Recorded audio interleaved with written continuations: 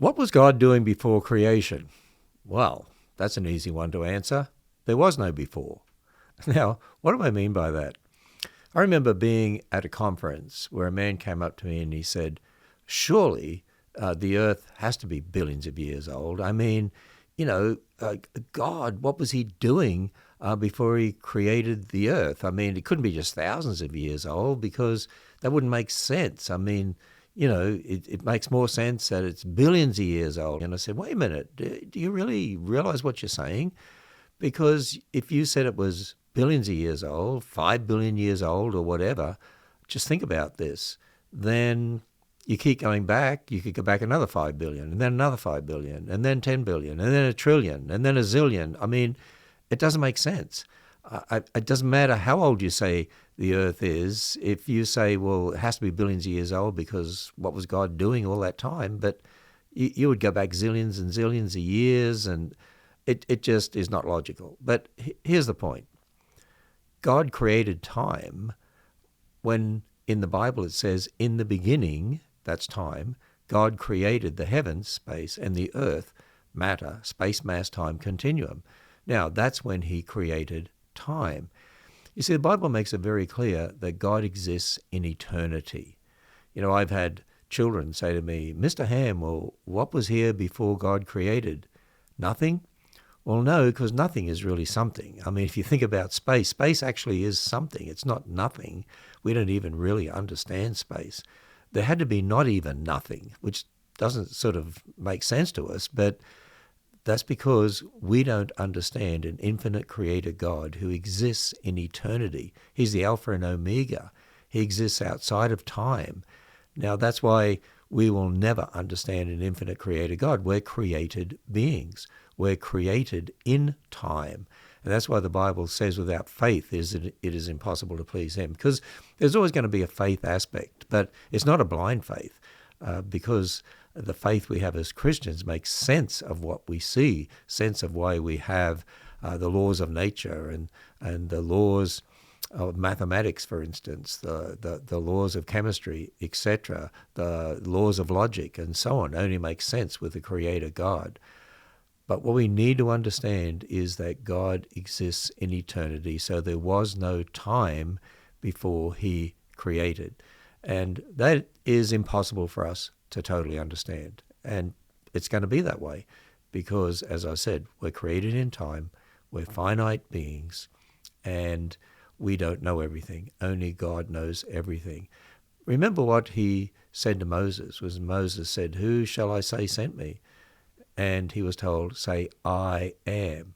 In other words, he exists. I am. I am who I am. He is the infinite creator God. The Bible tells us a way in which we can calculate the age of the universe, because it tells us that he created everything in 6 days, and the Hebrew word day, when it's qualified by evening, morning, number, or night, means an ordinary day.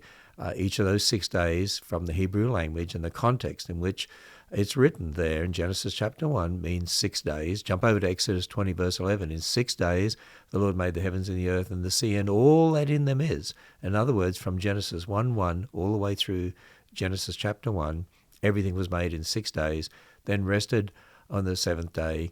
That's our 7-day week. That's where it comes from. It's based on the creation week in Genesis chapter 1.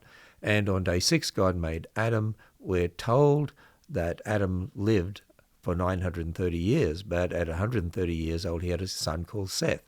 And then when you read those genealogies in Genesis chapter 5 and Genesis chapter 11, we are given their times in which people were born, when they died.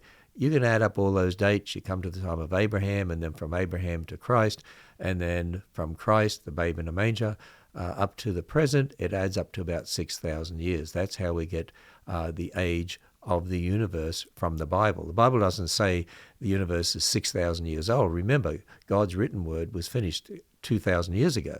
So if it said the universe is 6,000 years old, now it'll be 8,000 years old. That's why the Bible doesn't give a specific date, but it gives us the ability to calculate the age because of the history that God has given us in his word. So, what was God doing before he created? God is. He is the great I am. He exists in eternity. There's no time with God. Some people have even tried to argue, well, the days of creation, they're days that God created, in his day, in his time. And there is no time for God. He's outside of time. That's why even in the New Testament, in 2 Peter chapter 3, concerning scoffers in the last days, and we're told that to God a day is like 1,000 years, or 1,000 years is like a day, is telling us this, why hasn't Jesus returned? Because scoffers are saying things keep going on and on and on, and they reject creation, they reject the flood of Noah's day, they reject coming judgment by fire. If Jesus was coming back, that can't be right, because look, it's been so long since he said he was returning. But to God, a day is like 1,000 years, or 1,000 years is like a day, which means what? God is outside of time. He's not limited by natural processes and time. So to God, a day is like 1,000 years, or 1,000 years is just like a day. And the Bible tells us why Jesus hasn't returned, by the way. It's not his will that any should perish. There'll be a time when he does, but when he has called those that are going to be with him for eternity to be with him. And so there is no time with God. Time was created for us and for this universe, so we can exist in time. Hey, does the Bible tell us how old the earth is?